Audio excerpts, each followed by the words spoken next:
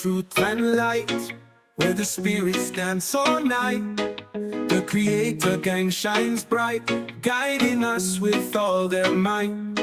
Trumpets sound across the sky as we raise our voices high, praising the one most high under the OASP's watchful eye. We sing songs of love and grace in this sacred space. For the Creator gang we embrace, their wisdom we chase, with trumpets playing in tune under the silvery moon. We dance until the morning sun, this connection never undone. Harmony in every beat, our faith is concrete.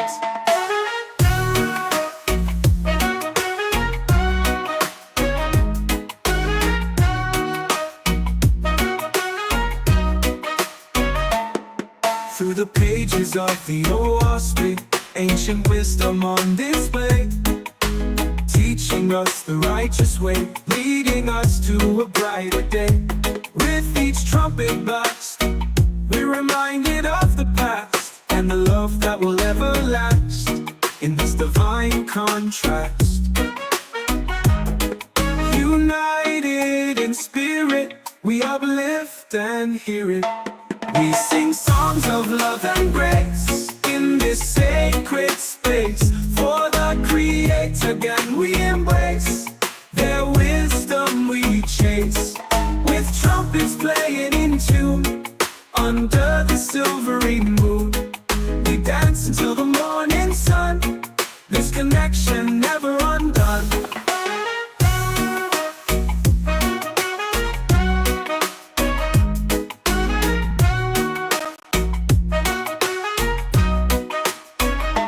We sing songs of love and grace in this sacred space. For the Creator gang we embrace, their wisdom we chase, with trumpets playing in tune under the silvery moon.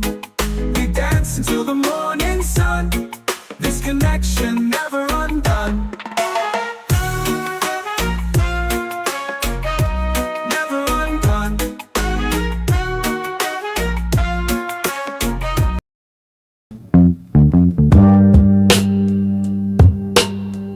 Jehovah is as near this day as in the time of the ancients. Put yourself in order, becoming one with Him. And no book is so easily read as His created universe. Inspiration comes less by books than by what Jehovah wrote. His worlds read Him and His works. Frame your speech and your thoughts for Him. He will answer you in your own behavior and in the happiness of your soul.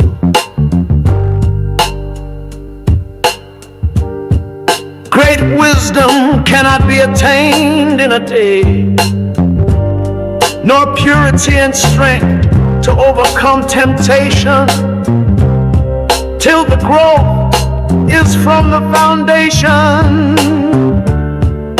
The fool will say,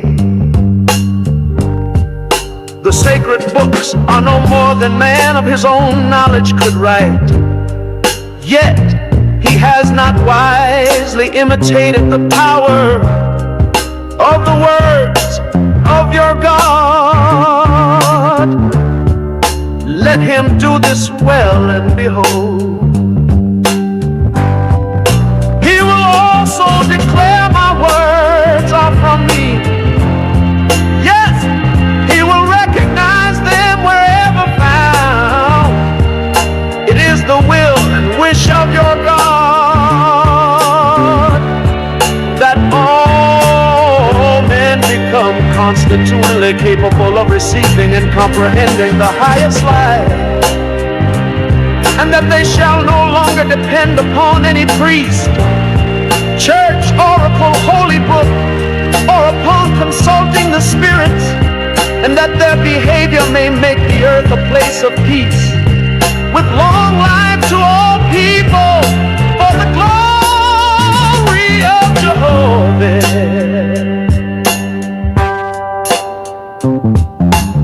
his Etherian gods and goddesses. Jehovah said, as you have founded arcs of light in my Etherian heavens, to determine the travel of my corporeal worlds, so shall my God of the earth inspire mortals to build lighthouses for man's ships that travel on the oceans, and those who travel in the ships.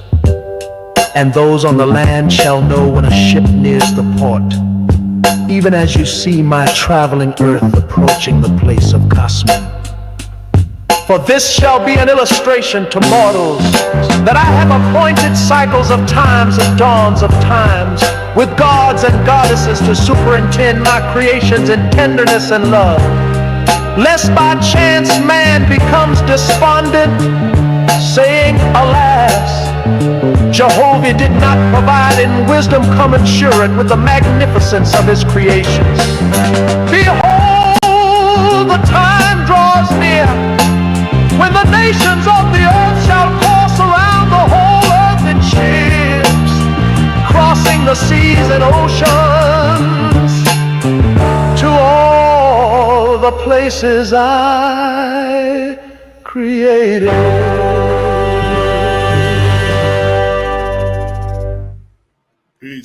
Peace to the gang. What it do, family? Your boy Sila Shalom chiming in. Hopefully y'all can hear me clear. Give me a one in the chat if y'all can hear me clearly. Give me a one in the chat if y'all can hear me clearly. Yeah. Let me go ahead and send the word out. Let the gang know we live.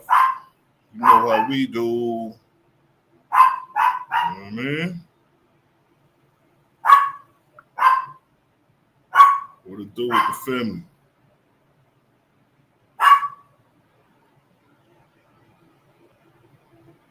You know what I'm saying? All right, I had to see the one. All right, appreciate that, King. Peace. I see you, brother. All right, I'm just sending all the links out so everybody know I'm live. Everybody want to chime in, they can chime in. Get some of this enlightened truth. You know how we dizzle on these parts.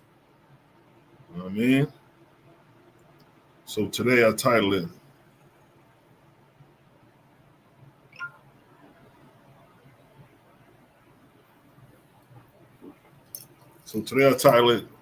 Black Stories, White Authors. Black Stories,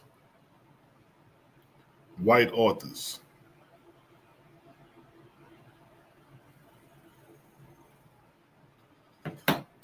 So, you know, we realize that when we read the Bible, we see that these stories are about what we would say black people, right?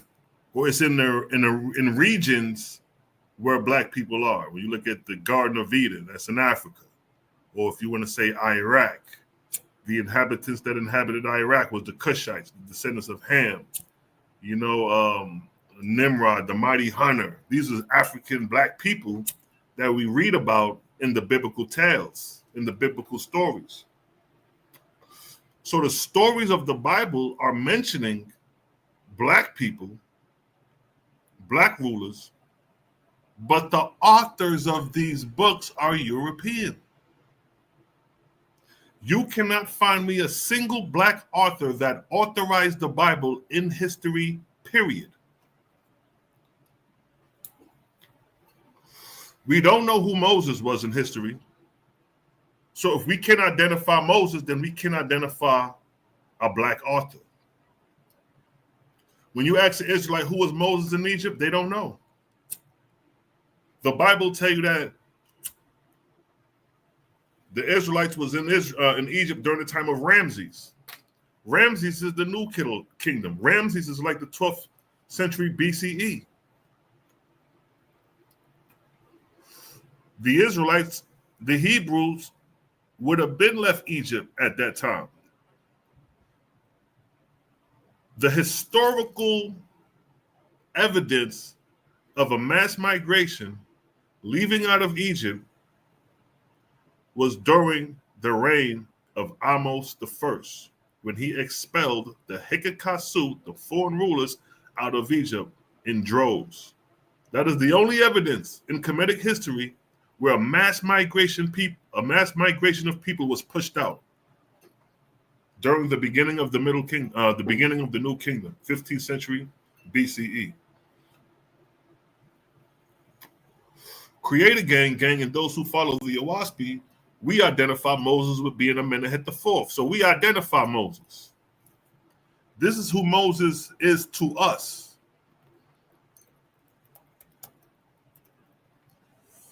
This is who Moses is to us. Let me share my screen real quick before we really start getting busy.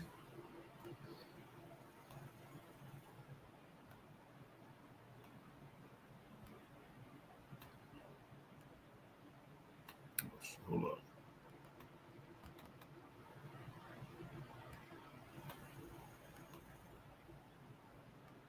Share my screen. Shout out to the gang. I see y'all coming in. Yafa, what's good? I see you. Mahal, you in the building. Salute to the goddess. John, where say Johnny? We got Prince. We got Prince Judah in the building. Cosmon Killy Kruger in the building. Peace to the righteous God. We got Malachi Maccabee in the building. You know what I mean? 3 of the 4 horsemen in the building. And then we got the one and only Bronze Yogi, the mastermind behind that tune we heard earlier. Yo, Bronze, was that your beat on that rhythm? Or was that the program? All right, let me share my screen.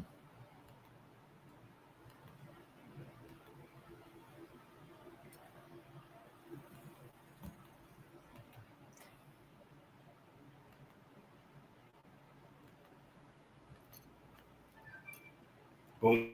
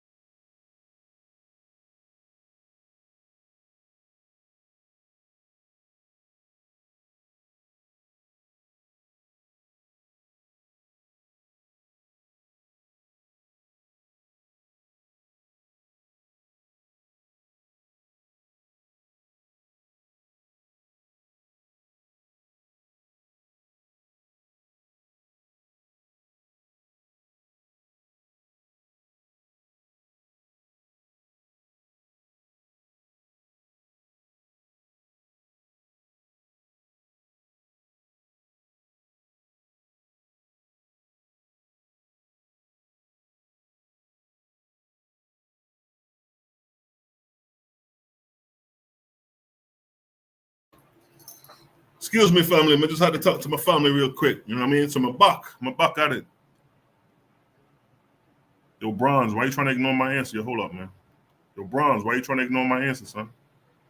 Bronze, I asked you a specific question, son. I said, who made that beat on this joint right here? Who made that? Jehovah is a Bronze, who made that beat? That's you? Or is that the program? I need an answer. All right, now look, this is who we see and identify as Moses for gang. Amenemhet IV. This is who we identify as Moses. Although the time period, you know what I mean, is off as far as how they have him dated here, because we place him at the ending of the Middle Kingdom, the beginning of the New Kingdom, because Amenemhet IV was the last male ruler of the Middle Kingdom. After that, his half sister ruled Sobek Neferu, and then the kingdom fell, and then the so-called intermediate took place. Intermediate period took place, the second intermediate period. But we pushed that within the second kingdom. But nonetheless, this is who we identify as Moses, Amenemhet IV, right here. We're not going to get too deep because, and look, this is more proof. Does that look familiar? Don't that look like the Ark of the Covenant? A shape of the Ark of the Covenant? The Ark of the Covenant was a box. All you missing is the sticks to carry it. So it's not too far-fetched what we're saying. And then it says, look, the tomb of Amenemhet IV has not been identified. He's not buried with the pharaohs. He's not buried with Amenemhet III, Sobek Nefer and them. He left with the Israelites. He left with the expulsions of the Hekakassu. That's why he's not identified among the pharaohs. And in the Bible, it'll tell you where he was buried at. But nonetheless, we're not going to get too deep. We're just letting you know that this is who we identify with Moshe. And we have our reasons why. And that's a challenge to anybody who says somebody else is a Moses in the kingdom. Like they'll say that Moses was Moses. No, that Moses is during the new kingdom and the Exodus already took place. So now, that's who we identify as Moses, right? But even with that being said, there's still no evidence of the laws of the Leviticus, because Moses, according to the theory, is that he wrote the first 5 books. He supposedly wrote Genesis, Exodus, Leviticus, Deuteronomy, and whatever book. But nonetheless, Numbers. But the main thing is he wrote the law, statutes, and commandments. But we don't see none of that during that time period. We don't see no law, statutes, and commandments during that time period. And then the next person who authorized the Bible or the Tanakh or the Torah was go back over there. What are you doing? Sit. I got me a Cane Corso family. Let me show you my dog. Come here. Let me show you.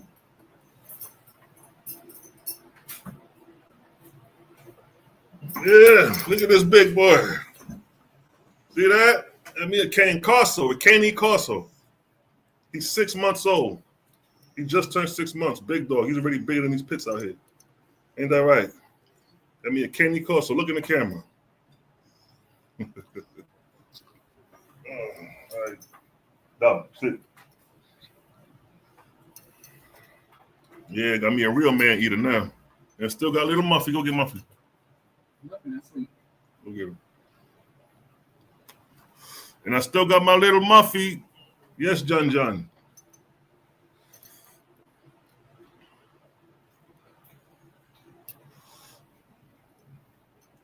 I still got my little Muffy, my little man eater right here. See that? So I got the big Cane Corso.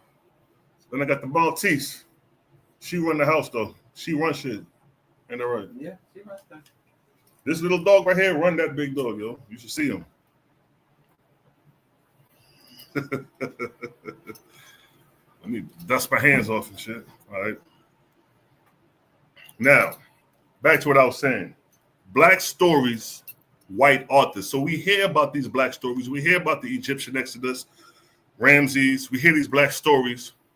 We hear about the Israelites leaving into the Senya, then going into the land of Canaan, another colony of indigenous black people, the Canaanites. And then you hear the Israelites, the Hebrews colliding with them and all that. So, and then what left out is a mixed multitude of people outside of just indigenous people. Some Asiatics was in there. You know what I mean? So these are the stories written in the book. See outside? Okay. These are the stories written in the book. But when we look at who wrote the book, who authorized the book, it comes back to Ezra. Ezra is the one who is accredited to compiling what you know today as the Tanakh. This is the Tanakh.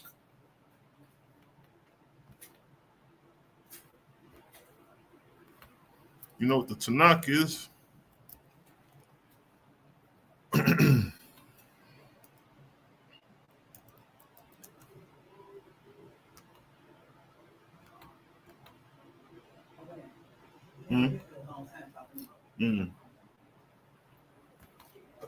This is Tanakh.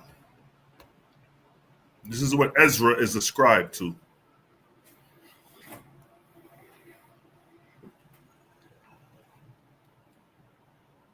And the Tanakh was compiled damn near 1,000 years after Moses. 450 BC is when the Tanakh was compiled.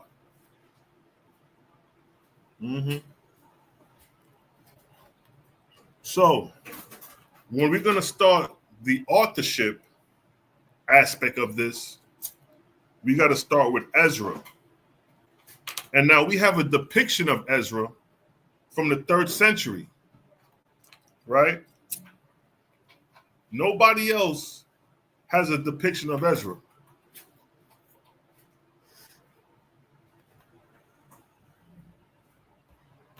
Let me show you Ezra.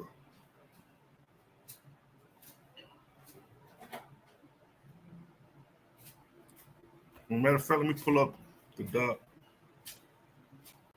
Now look, first off, the laws would have been written on stone, as you know. There go the 10 Commandments.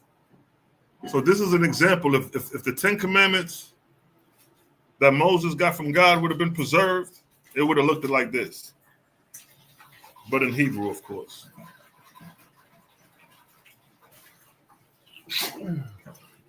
10 Commandments. Here's an example of another stone. This is the Ge'ez calendar, 925 BCE. And look, and this is before the time of Ezra that you see here. So what Moses would have received would have been written down on something like this. It would have looked similar like this, carved in stone. And here you have another example of Hebrew letters carved on stone. So the commandments, the original laws would have been looking like this on stone. Before would have been on papyrus or anything, any paper like that. It would have been on here. But we don't have this. We don't have the tablets that Moses came down from Mount Sinai with. Those were destroyed according to the story that's in the book. We don't even know if that's real because it's not coming from the time period of the 15th century BCE. That's coming from really the goddamn Common Era, to be honest. But nonetheless, you have the Mishnah Stela, 840 BC. So we see prior to Ezra that there is evidence of Hebrew writing on stone, which would reflect the Hebrew writing that Moses would have got from God written on stone tablets.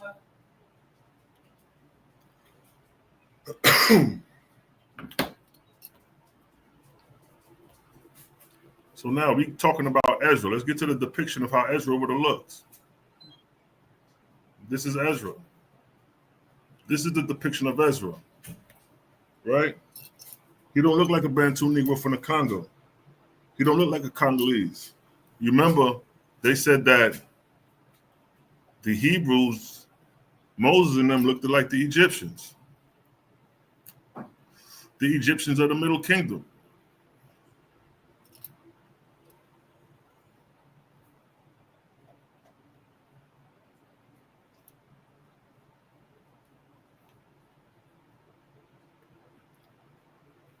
So now,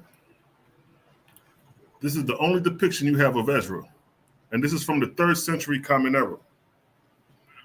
But nonetheless, it's in a synagogue. It's not in the Christian church. It's not in the Catholic church. It's in a synagogue among the Jews.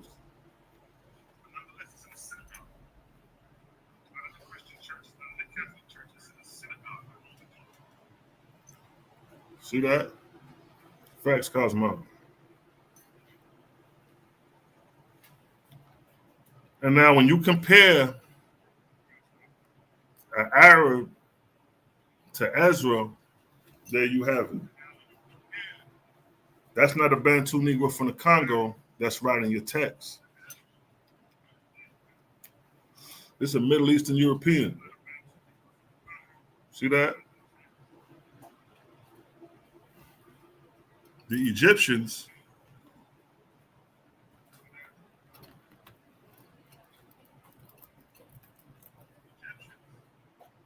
you see how the Egyptians look?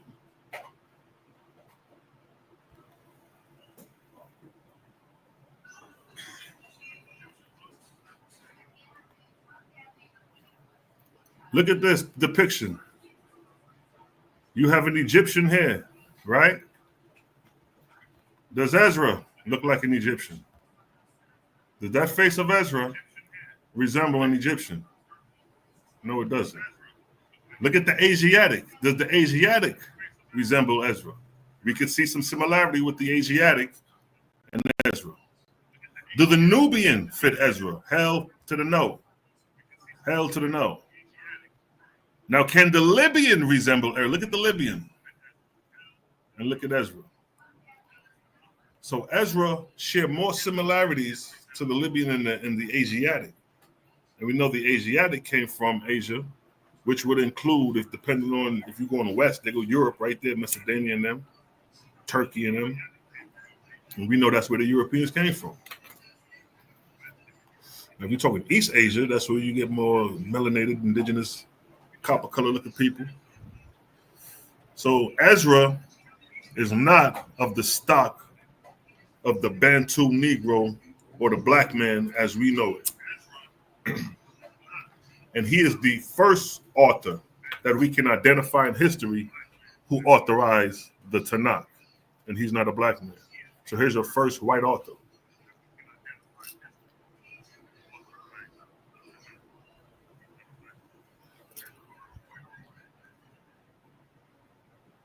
And then after Ezra, they went through their little shaping up of the laws. And then after Ezra, you had the Mishnah.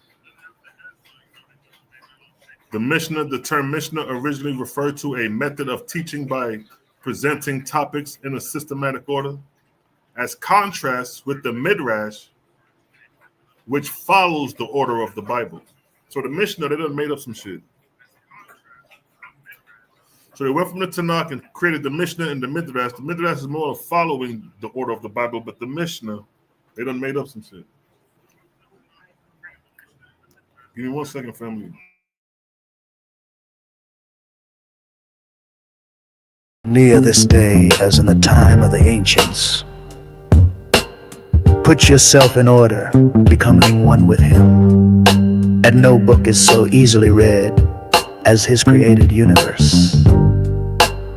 Inspiration comes less by books than by what Jehovah wrote.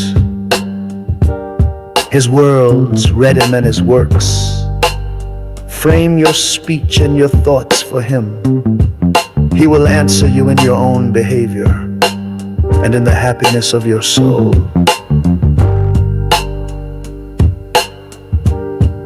Great wisdom cannot be attained in a day, nor purity and strength to overcome temptation, till the growth is from the foundation. The fool will say, the sacred books are no more than man of his own knowledge could write. Yet he has not wisely imitated the power of the words of your God. Let him do this well, and behold, he will also declare my words are from me. Yes, he will recognize them wherever found. It is the will and wish of your God that all men become constitutionally capable of receiving and comprehending the highest life, and that they shall no longer depend upon any priest, church, oracle, holy book, or upon consulting the spirits, and that their behavior may make the earth a place of peace, with long life to all people, for the glory of Jehovah. To his Etherian gods and goddesses, Yes, Jehovah said, I had to do a little quick thing fast. So where we left off at the Mishnah. So after the Tanakh, you had the Midrash and the Mishnah. The workings of men, of course, distorting the Tanakh.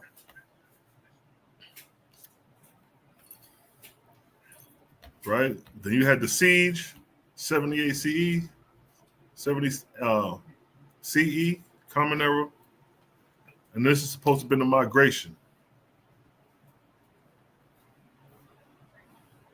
Now, the Mishnah was revised by Judah Hanasi in 132, 136. There was the revolt. But you would think these are niggas, right? Or you think these are, you can't say what these were because you don't have a picture of him, right? But look, when we come to the Samaritan Pentateuch, that ain't no Bantu. Where's the black man? White author again. So-called black stories in the black regions, geographical regions where black people would be, that these stories are talking about in the Bible. But when you look at these authors, they're white. This is a Samaritan high priest, 1905. And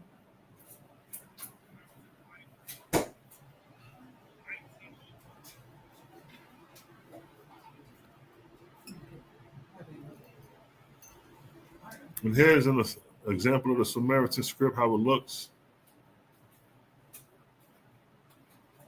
compared to the Assyrian Babylonian script, where it's different. This script right here, the Samaritan script, is more closer to the original Paleo-Hebrew script compared to the Babylonian Assyrian script. Here's an example of the Assyrian script. This is what you're familiar with in your Tanakh. The block script, the Ashur. This came out of Assyria, Babylon, during the captivity phase. See, it says Assyrian writing is the traditional Hebrew language name of the Hebrew alphabet used to write both Hebrew and what? Jewish Babylonian Aramaic. It is often referred to as the square script. The name Assyria or square script are used to distinguish it from what? The Paleo-Hebrew script. So there's a distinction between the Paleo-Hebrew script, which resembles more of the Samaritan script, compared to the Assyrian script, the Babylonian script, which is more of what you're familiar with. If you was to get a Tanakh today, you're going to get this type of Hebrew right here, the square script Hebrew. Really, only if you get the Sumerian script will you get it in this form of fashion right here. See that? This is more authentic in comparison to the Paleo-Hebrew.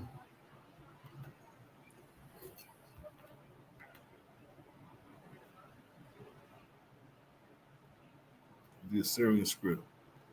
See that? So here's the modification of the language, the modification of the text in return. You know what I mean? The scribes are writing in vain. They're making up shit. The Mishnahs are made up shit that they put the twist on.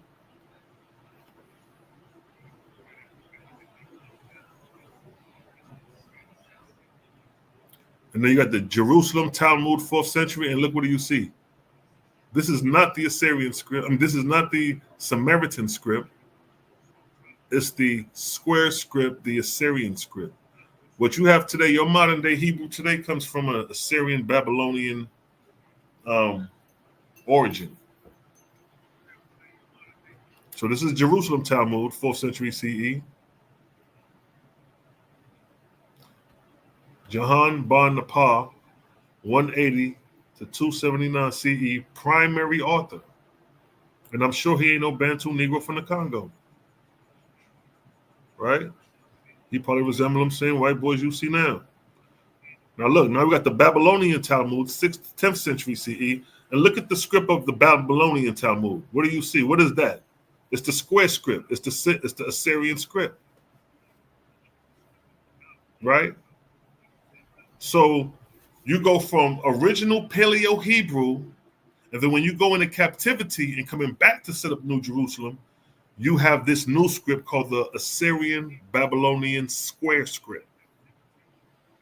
So by the time the 1st century came, this is where Yeshua and them would have been competing. This what the Tanakh would have been written up in. Unless they're dealing with it. And now look, look at the guy. Look at him. Look at that hat. Who was he? early printing of the Talmud with the commentary by Rashid Rabbi Ashar, 352-427 CE, was a Babylonian Jewish rabbi of the 6th generation of Amoraim. He reestablished the academy at Sura and was the first editor of the Babylonian Talmud. See that? He's editing, redacting the text. That's how he looked. He's a white man. And this is for all you blackity blacks who say that the Bible was written by black folks. It's not. The term Talmud normally refers to the collections of writings named specifically the Babylonian Talmud, compiled in the 5th century by Rabbi Ashar. There it is right there. According to the Talmud, much of the Tanakh was compiled by the men of the Great Assembly, a task completed in 450 BC, coming back to Ezra.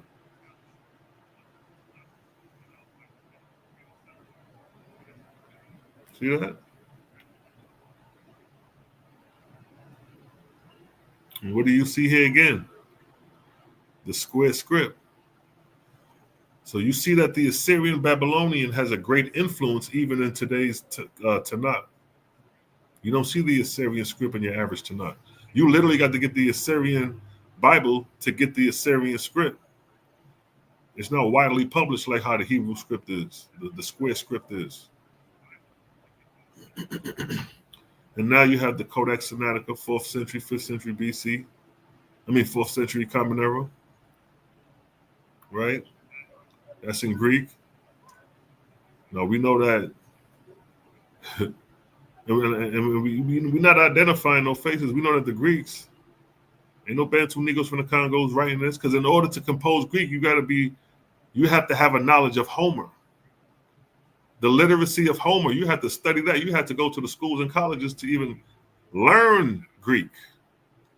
You just ain't about to just walking from Mount Sinai or walking from Jerusalem and walk up into the Greek regions and just be knowing Greek.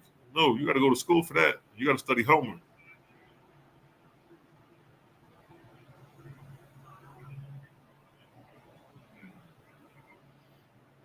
Please.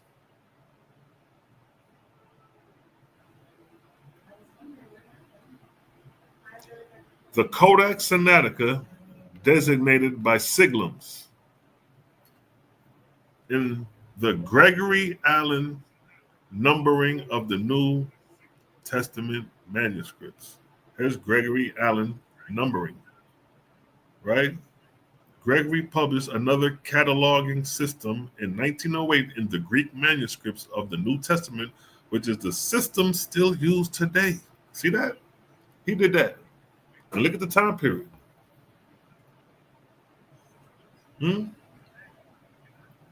These were Europeans are redacting, editing, publishing, creating siglums, systems, and catalog systems. Vermin von Sodine published a complex cataloging system for manuscripts. See that? Assigning them a Greek prefix for the complete New Testament and the Gospels and for the remaining parts. They had their hand all over this Bible, especially the New Testament. European authorship, European authors. Now look, you got Anatasius and St. Frumentius. More Europeans, Macedonian Europeans at that. Right?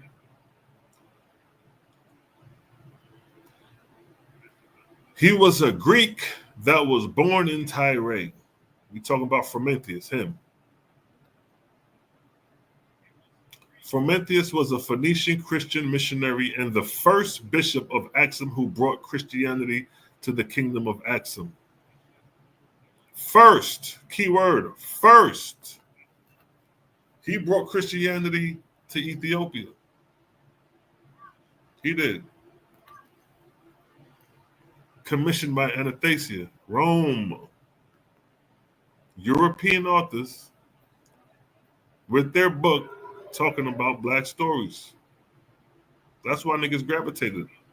to the Bible, because in the Bible it talks about black people, but the authorship of the books is European.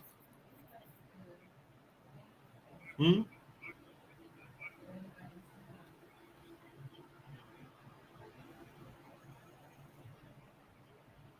You just skimming through the Episcopal that you see in Ethiopia.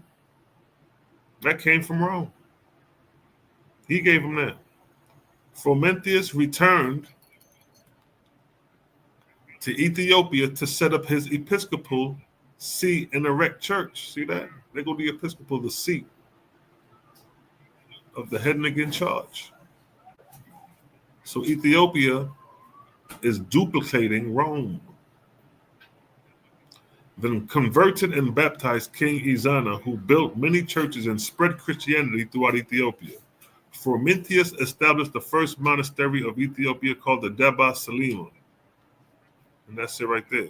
The oldest monastery in Ethiopia was commissioned by a European, the overseer. Can you get the water out the freezer for me?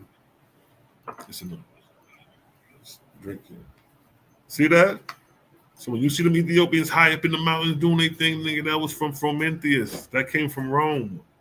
That's to show you how strong the influence of Rome is as far as Ethiopia and Africa.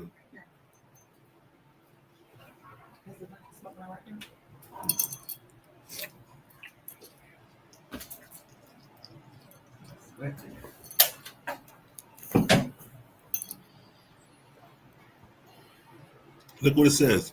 The people, meaning the Ethiopians, call Frumentius the revealer of light and father of peace.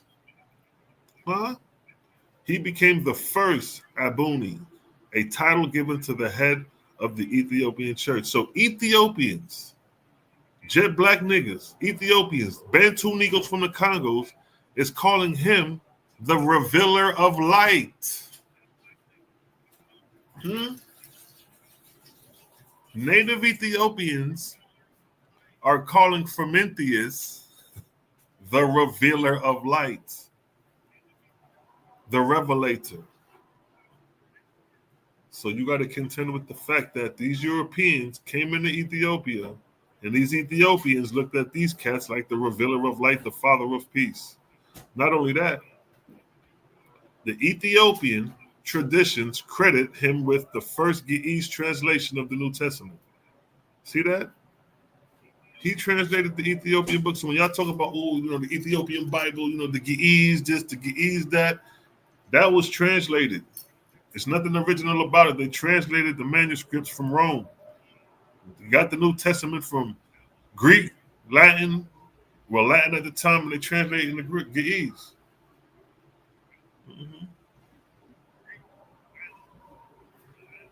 It's over with. Then you got the Masoretic text, the Leningrad Codex. And what do you see again? If you look at the Hebrew, that's the square script. Again, you see a great influence of the Assyrian Babylonian square script compared to the Samaritan script, which the Samaritan script is more closer to the Paleo-Hebrew. So you really need to be studying the Samaritan script, the Samaritan Bible. That's the one you need to be reading. Not the Babylonian Talmud, not the Tanakh, but the Samaritan Bible. Get that book. That's closer to the Paleo-Hebrew. Because you don't have a Bible that is Paleo-Hebrew that is from them times. If you have a Bible that's Paleo-Hebrew today, it's some new shit.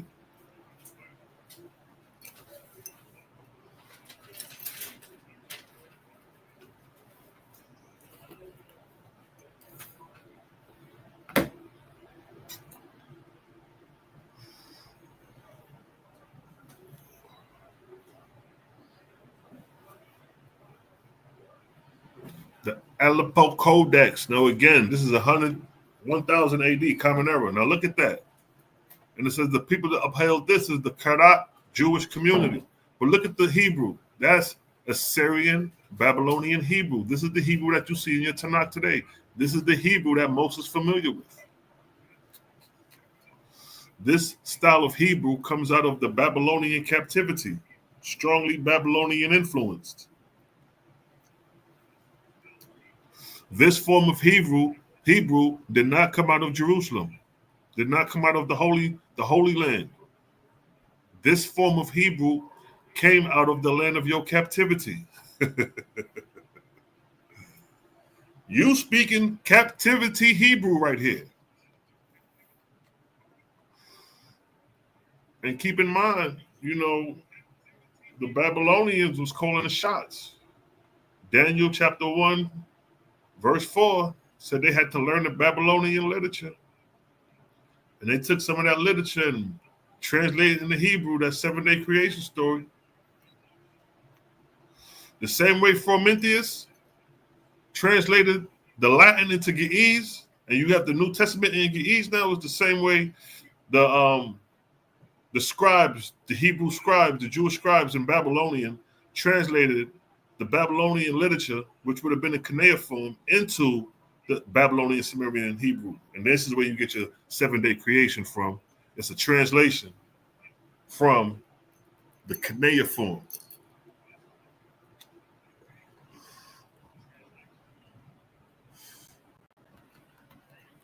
Seven tablets of creation, right? Let's get the 7 tablets of creation.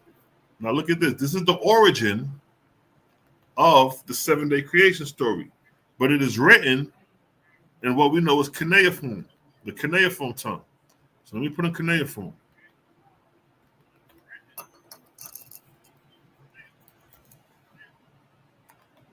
Cuneiform, hold on. Right here, so look. This is the language. This is the language the 7-day creation story was written in. Let's go to Daniel 1:4.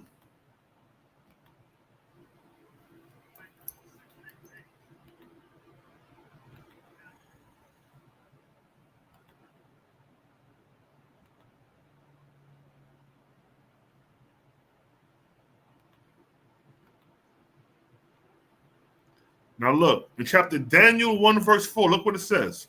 This is coming from the king Ashpenaz, the master of the eunuchs, that he should bring certain of the children of Israel and the king's seed and of the prince. Verse 4, children in whom was no blemish, referring to the Israelites, but well favored and skillful in all wisdom, cunning in knowledge and understanding science. And such has had ability in them to stand in the king's palace, whom they may what? Teach the learning and the tongue of the Chaldeans. So this king of Babylon is looking for Hebrews that are well smart, well favored, and they're going to be taught the learning of the Babylonian Chaldean tongue. This is the Chaldean and Babylonian tongue right here, the cuneiform. That's it. So now you have Hebrews, which normally speaks this, right? They're going to be taught how to speak this. And then this, because remember it said they're going to be told what? They're going to learn the tongue of the Chaldeans. They're going to learn the literature, the knowledge. They're going to learn the history, right? Now, what is one of the Chaldean beliefs? The 7-day creation story. This is it. These are the 7 tablets of creation. This is the first day of creation, the second day. You got the 6th day when man was created, and you got the 7th day when he rested. But this is written in cuneiform, right? So those Hebrew scribes that was chosen by King Ashpenaz, right, master of his eunuchs, he made them learn the Chaldean tongue. In return, he would have learned the Chaldean literature. So now when they're returning to reestablish the Second Temple, and the Hebrews are coming back to write their Tanakh, or they're compiling their Tanakh in Babylon, they're now writing in the Assyrian square script. So they're translating the 7-day creation story, which is in cuneiform, into the Babylonian Assyrian script. So when you said Bereshit bara Elohim haaretz, that's what they're translating on the first tablet written here in the cuneiform. See that? The same way, when we go back up, the same way it says right here that Frumentius, a Macedonian living in the coast of Tyre, The same way he did this. Right here. Here's the proof that what the Babylonians did to the Hebrews.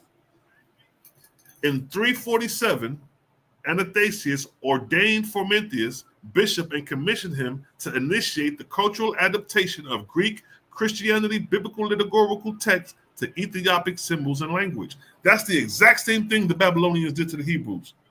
They made them adapt and they made them translate the literature from cuneiform into Hebrew. That's how you got your 7-day creation story.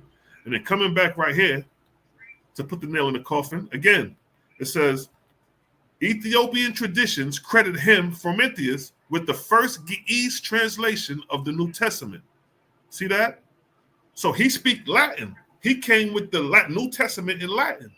But he is translating Latin into Ge'ez so the Ethiopians can have a translation of the New Testament in their native tongue. It's the exact same thing when the Babylonians, when King Espenaz called out the Israelites to what? Be taught and learn the Babylonian tongue. And in return, they learned that 7-day creation story, the cuneiform, and they translated it into Hebrew. In the first, they translated it into Hebrew, and then that's how you get it today.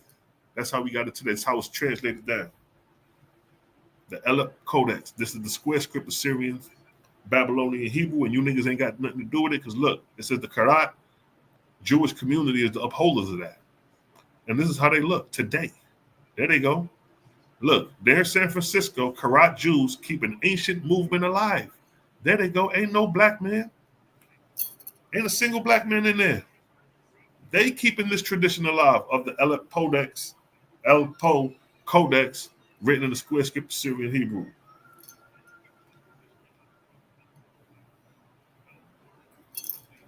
See that? Look at that. The Karat Jews. Now, what did it say up here? The Karat Jewish community of Jerusalem purchased the Codex about 100 years after it was made. See that? If it was made in 1000 AD, look how long they had it. Where the Negroes at?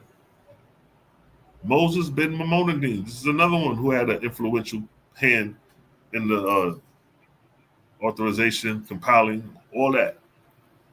Translation of the text. He ain't no Bantu, another European, right? The Mishnah Torah, repetitive of the Torah, is a code of rabbinical Jewish religion laws authorized by Maimonides. The Mishnah Torah was compiled between 1170 and 1180 CE. While Maimonides was living in Egypt and is regarded as Maimonides the Magnum Opus, masterful works. And there he is. Authored by Maimonides. See that? Black stories being translated down by white authors. So for all those blackity black brews, the Bible is a black man book. Well, the Bible is a black man book as far as the stories. But when we talk about authorship and who had their hand on translating, redacting, editing, the Europeans reign supreme in that department.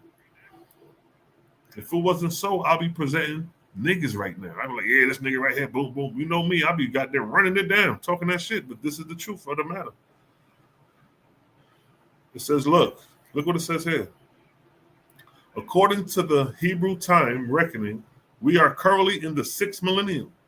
The Hebrew year count starts in the year 3761 BCE, before Common Era.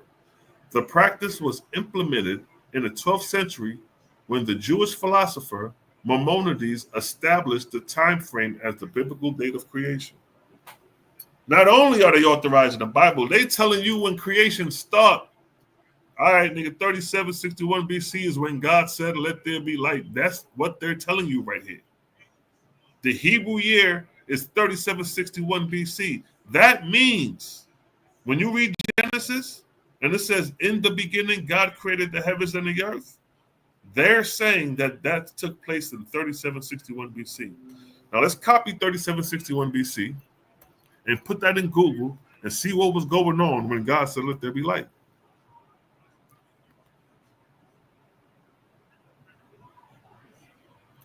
During this time, you had the Ubaid period in Iraq.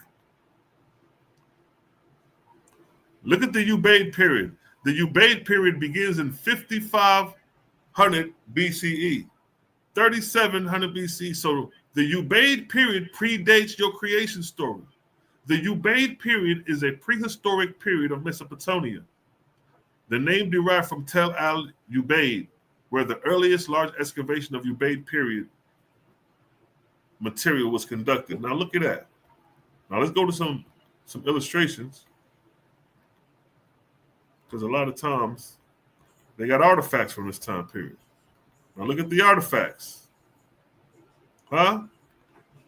These artifacts existed before God said, let there be, in the beginning was the heavens and the earth.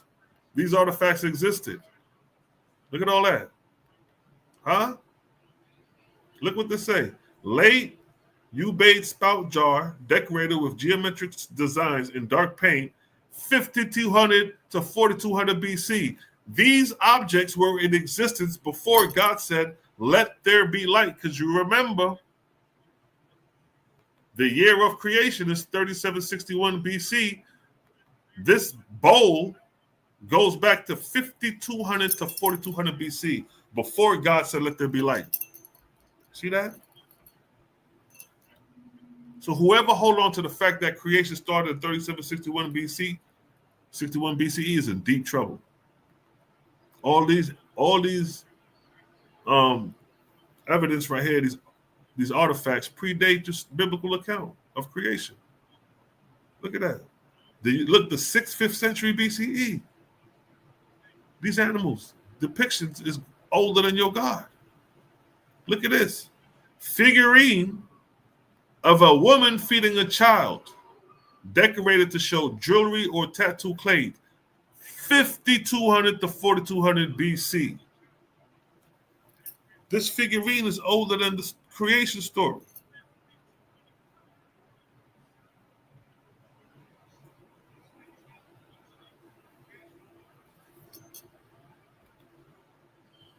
Look at this. Figurine of a woman clay, 52 to 4200 BC.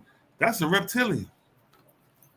That's the famous, they say, oh, that's the reptilian right there, feeding. Right here, the breastfeeding of the reptilian. But look how old, there it is right there. Look at that. Look what it says. Late Ubaid figurine of a lizard-headed nude woman nursing a child. 4000 BC, Iraq Museum. This depiction of a reptilian woman breastfeeding her reptilian baby is older than your God.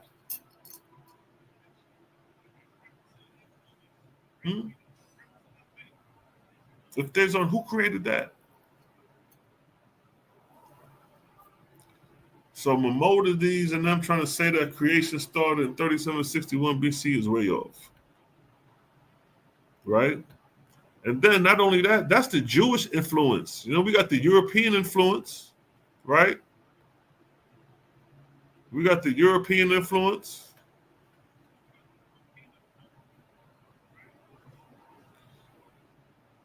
You got Antigonus.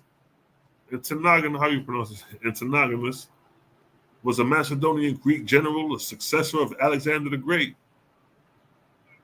Right? But traditional Jewish sources connect Antigonus with the origin of the Sadducees and Boethices. Right? This is how you got your Sadducees when by the time Yahshua comes on the scene, you got the Sadducees, the Pharisees. All those are Europeans too. We come to Ptolemy II. He's responsible for commissioning the translation of the Hebrew Bible and the Greek. Now, keep in mind that Hebrew Bible that he's commissioned to translate is the Assyrian, Greek, Babylonian script.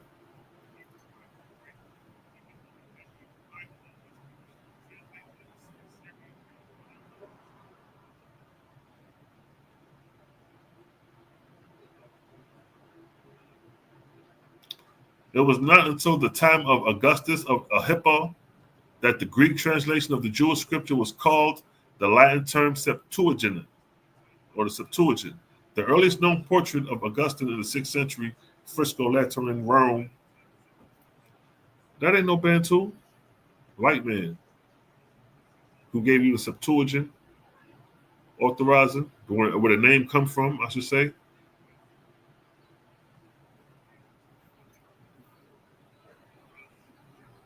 You got Marcion, another white man. He considered himself a follower of Paul the Apostle. You know he a traitor if he following Paul, whom he believed to have been the only true apostle of Jesus Christ. How he gonna say that? How he gonna overlook James, the brother of Jesus? How you gonna put an outsider who never met the Messiah above the brother of the movement? Huh? So you know this is a conspiracy. Marcion published the earliest record of a canon of New Testament books. See that? Marcion preached that God had sent Jesus Christ, who was distinct from the vengeful God demiurge who had created the world. Look at that. So Marcion is preaching two gods. So you got confusion already.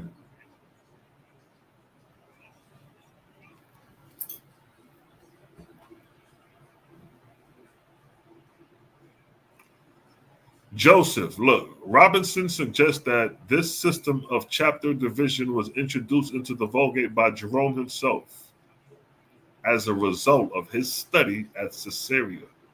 See, all these Europeans is playing, they got all the manuscripts, they the one compiling, authorizing, editing, redacting, they doing all that.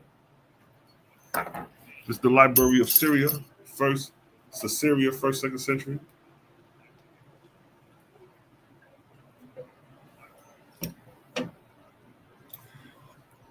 It was a library of the Christian of Caesarea Maritima in Palestine in ancient times. Caesarea on the seacoast just northwest of Jerusalem at the first Caesarea Maritima. Then after 133, Caesarea Palestine was built by Horeb the Great, an Edomite, and was the capital of Idumean provinces. So you notice, man, you ain't got nothing too much to do with it. Origen, another white guy. You know what I mean? Origen, an avid collector of Christian books, helped create the Library of Caesarea containing more than 30,000 manuscripts. See that? They authorized, they got all the books. They putting the books together. They compiling them to make it make sense.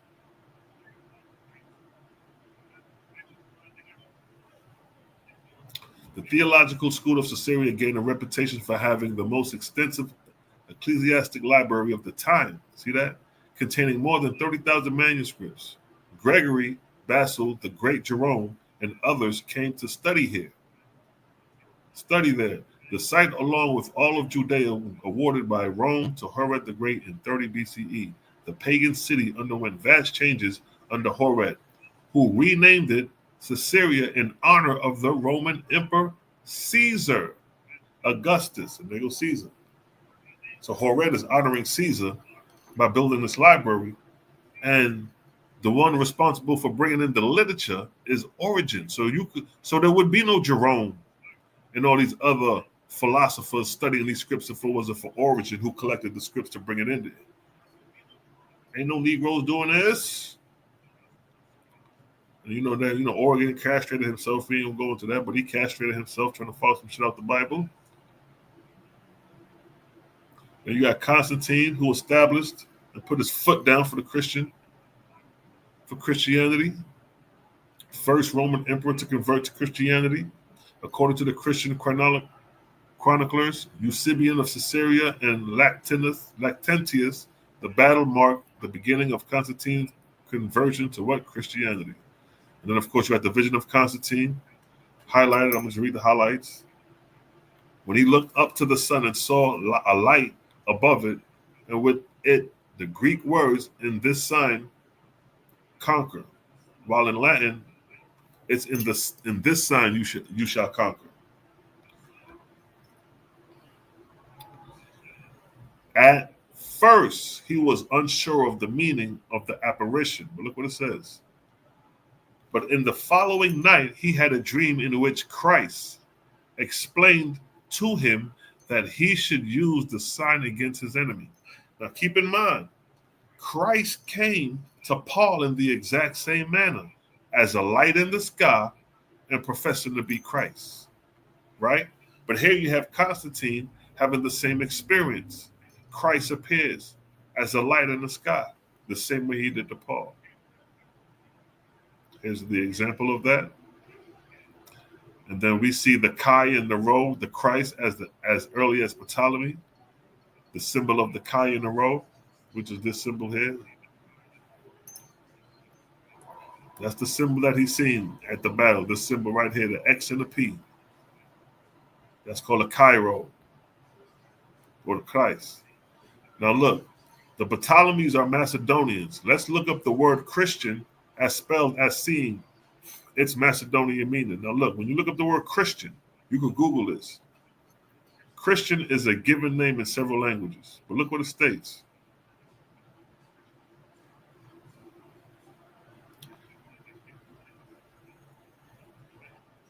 The name is used in several languages. Among them, we have Macedonian. Now, we said that Macedonians were from Ptolemaic and Athasius. All of them is from the whole Ptolemaic Empire. All those are Macedonians that came in from Macedonia and conquered Egypt. Alexander the Great, Ptolemy the First, Second, all of them is Macedonians.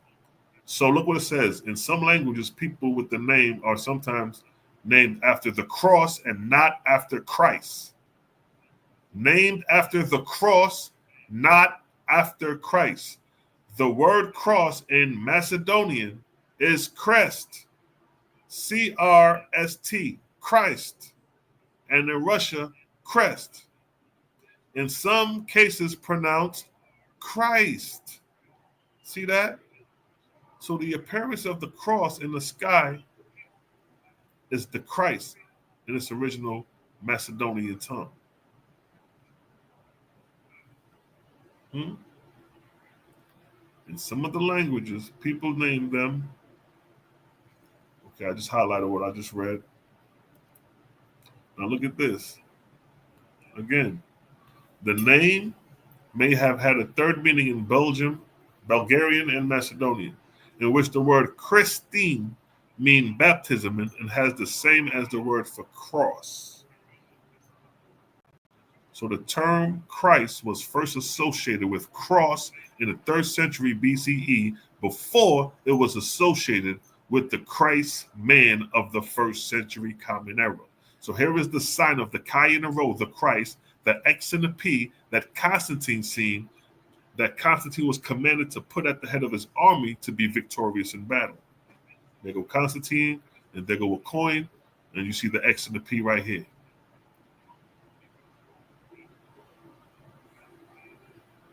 The Chi and the Rho, which is the Christ, is one of the earliest forms of the Christogram form by superimposing the two capital letters X and P, or Chi and Rho, of the Greek word Christos. So they're letting you know that the term Christos, Christ, was associated with cross before it was associated with Jesus Christ, in such a way that the vertical stroke of the Rho intersects the center of the Chi. Talking about here, the X and the P. And now look at this. The symbol of Christ, the Chi and the Rho among Paul and Peter. Acts chapter 9, verse 3. Suddenly there shined round about him a light from heaven. That's the exact same thing that happened to Constantine during the battle at Milvian Bridge. And what did appear to Constantine? The Chi and the Rho, the symbol of the Christ. The exact same symbol you see here between Peter and Paul. A catacomb picture of Peter and Paul with the Christ symbol, the Chi and the Rho between them. Huh? And we know who the Christ is. That's Louis. Louis appeared to Paul. Louis appeared to Paul. That's the overstanding. The same way he appeared to Constantine. So if you accept that Paul seen the vision, the light, and that was Christ, you would have to accept the same thing for Constantine, because it's said that Christ came to Constantine. You got to accept that. Look what it says about Paul's vision compared to Constantine's vision. Here's Paul's vision. Paul's vision. Suddenly there shone round about him a light from heaven. Look what Constantine's vision was like. When he looked up to the sun and saw a light above him. It's the same thing. Paul and Constantine had the same experience with the Christ. Paul taught that Christ is the Son of God. Acts 9:20. And straightway Paul preached Christ in the synagogue, that he is the Son of God. The Hebrews ain't teach that. Yahshua ain't preached that. The Nazarenes ain't preached that. All right. You can see the influence of Paul's teachings 300 years later in the First Council of Nicaea. The First Council of Nicaea, its main accomplishment was settled of the Christological issue of the divine nature of God the Son and his relationship to God the Father. The construction of the first part of the Nicene Creed, mandating uniform observation of the date of Easter and the promulgation of early canon law. See that? They arguing the divine nature of God the Son in his relation to God the Father. So this is the early precursors of the Trinity being formed. They arguing if Jesus is a living, born natural person, or was he divinely sent? And then you got the Arius controversy. This is the only black man who tried to put a foot in Bible. The only black man. And all he did was raise an argument. He ain't authorized nothing. He ain't redact nothing. He's just a nigga that walked up in the council and had an argument to say, hey, I ain't think that, boom, boom, boom. You know, niggas off the streets come up and just be like, hey, I doubt that, man, blah, blah, blah, blah, blah. And they raise a point. So the Arius controversy, the main purpose of the council was to resolve disagreements brought about by the Arian controversy in the Greek-speaking East. A dispute arose from within the Church of Alexandria over the nature of Jesus in his relationship to the Father, in particular, whether the Son had been begotten by the Father from his own being and therefore having no beginning, or else, 2, created out of nothing and therefore having a beginning. So that's what they argue. Those are the 2 points. Saint Alexander of Alexandria and Athanasius took the first position. Now Athanasius, remember, that's the same dude who sent Frumentius into Ethiopia to convert them to Christianity, give them the New Testament in Ge'ez. So Saint Alexander of Alexandria and Athanasius took the first position. The popular presbyter Arius, from whom the term Arianism comes, took the second. To most bishops, the teachings of Arius were heretical and dangerous to the salvation of the soul. The council decided against the Arian overwhelmingly. Of the estimated 250 to 300 attendees, all but 2 agreed to sign the creed, and these 2, along with Arius, were banished to Eria. How do you pronounce that? Eria. So he was banished. They agreed against him. 300 of them agreed against him. Now you out of here. And Arius agreed against him, and Athanasius agreed against him, the same one who established Ethiopian Christianity. And here you have a depiction of the First Council of Nicaea, and you see Arius beneath, like they stepping over him. The Council of Nicaea with Arius depicted as defeated by the council lying under the feet of the emperor. See that? That's how they did the black man. That's how they did him, yo. You ain't got no say-so in this. Black stories, but white authorship. When it comes to the authorship, you niggas ain't got nothing to do with it. So now I ran through some European Jews. Now I'm showing you Europeans, straight up Caucasians that's running and authorizing and had their foot over the Bible. You have Pope Damascus. He presided over the Council of Rome in 382 that determined the canon or official list of sacred scriptures. Niggas ain't doing this. Niggas ain't selecting the books. All right, we're going to start with Genesis. Man, we may start with Deuteronomy instead. Now let's go ahead and start with Genesis to explain. They having this discussion. The Council of Rome. They doing that. The Council of Rome was under a synod which took place in Rome in AD 382 under the leadership of Pope Damasus. See that? a canon of scripts which was issued by the Council of Rome under Pope Damasus in 382. And this is him in Rome.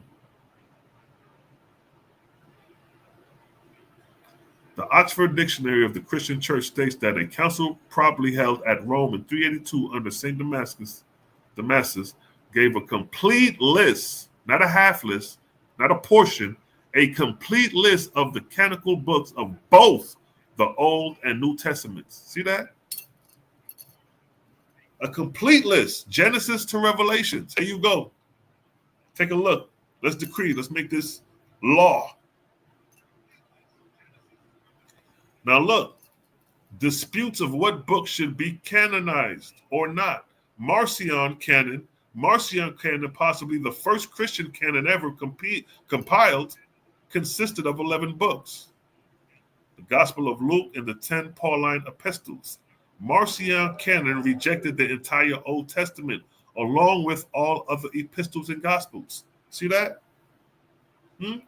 So Marcion is taking it upon himself to reject the Old Testament and have a movement pushing his agenda of the epistles of Paul and the 11 books of the Gospels. Now you got to look, the wisdom of Solomon, Origen, that same dude Origen who established the Library of Caesarea, he had all them 30,000 manuscripts. Origen in the 2nd century AD referred to an uncertainty about the book of wisdom. See that?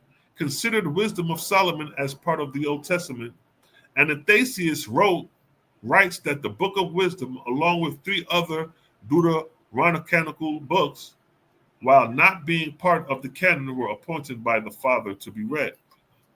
So here you got cats trying to convince the church fathers or whoever to read these books to hopefully put them in the canon.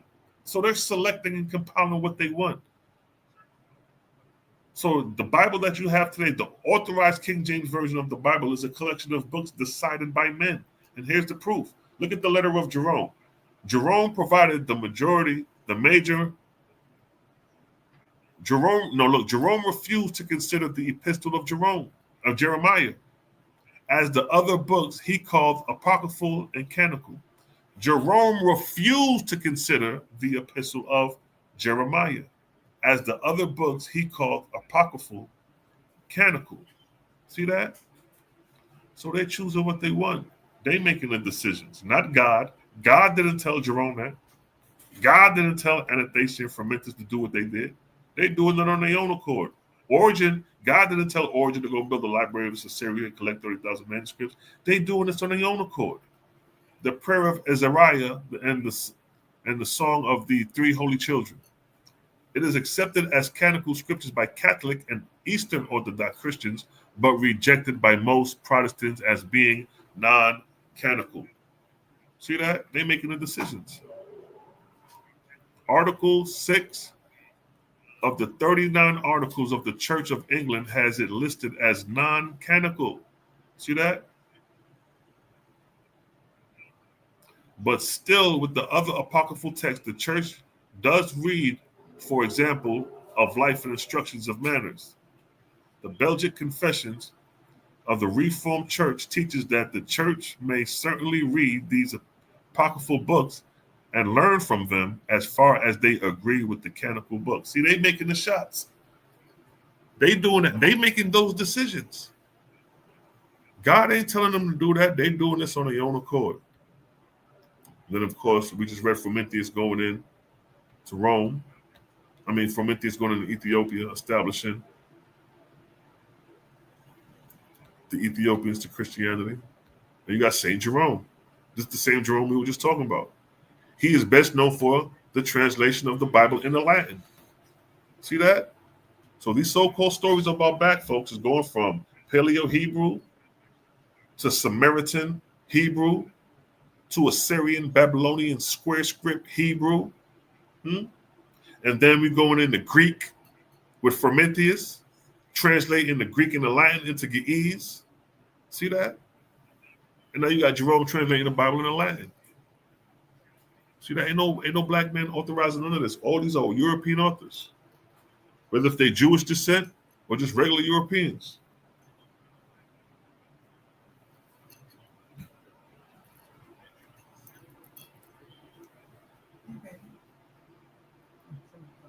Now look what it states. Jerome attempts to create a translation of the Old Testament based on a Hebrew version rather than a Septuagint. See that? So obviously we see that, Jerome was wilding too. I mean, we ain't gonna go into what he was doing, but nonetheless, here's an example of the creation story. Now remember, we said that they said that creation started in 3761 BC, 3700. So the Hebrew creation story would have been right here. Let's take a look at this map and look at the artifacts that is found that predates that. So it says 3761 BC. Yale University Library states that the Hebrew creation of the world starts here.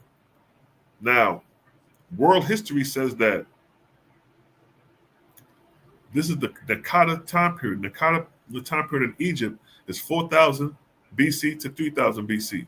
So the Naqada period predates the biblical creation account. And then the Ubaid period in Sumer starts from 5500 BC to 3700 BC. So the creation of 3761 BC that Maimonides established and was agreed to was right here. And then you got Jerome created his own account of creation, 5201 BC, which would have fell in the Ubaid period. So that time period is off. You have men in the 3rd century Common Era trying to tell you that creation started in the 4th, 5th millennium BC. They done lost their mind.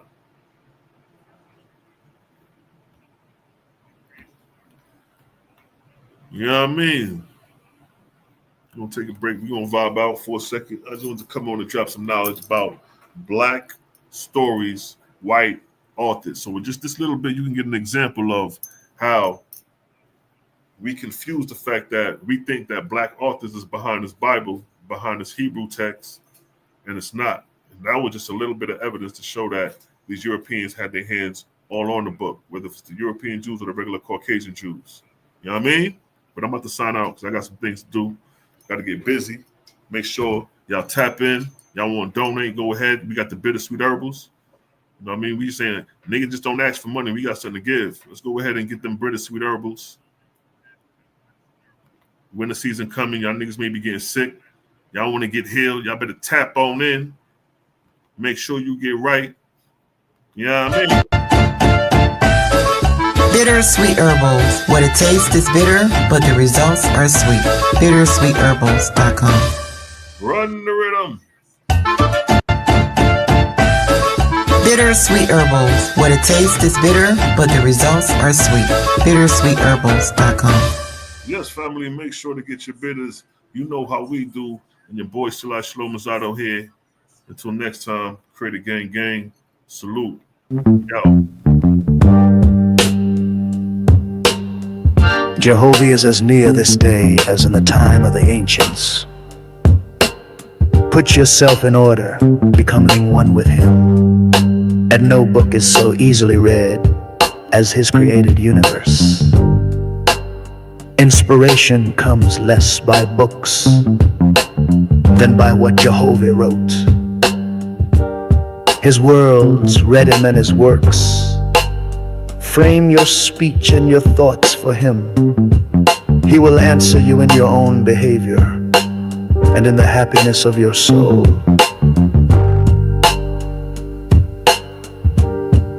Great wisdom cannot be attained in a day, nor purity and strength to overcome temptation, till the growth is from the foundation. The fool will say, the sacred books are no more than man of his own knowledge could write. Yet he has not wisely imitated the power of the words of your God. Let him do this well, and behold, he will also declare my words are from me. Yes, he will recognize them wherever found. It is the will and wish of your God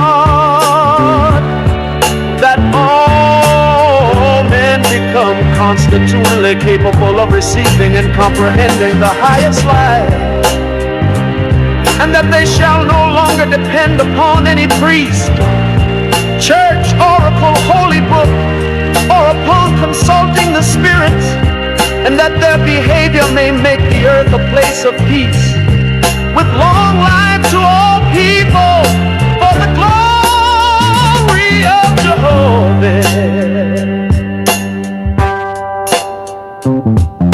To his Etherian gods and goddesses, Jehovah said, as you have founded arcs of light in my Etherian heavens, to determine the travel of my corporeal worlds, so shall my God of the earth inspire mortals to build lighthouses for man's ships that travel on the oceans, and those who travel in the ships. And those on the land shall know when a ship nears the port, even as you see my traveling earth approaching the place of Cosmin. For this shall be an illustration to mortals, that I have appointed cycles of times and dawns of times, with gods and goddesses to superintend my creations in tenderness and love, lest by chance man becomes despondent, saying, alas, Jehovah did not provide in wisdom commensurate with the magnificence of his creations. Behold, the time draws near when the nations of the earth shall course around the whole earth in ships, crossing the seas and oceans to all the places I created.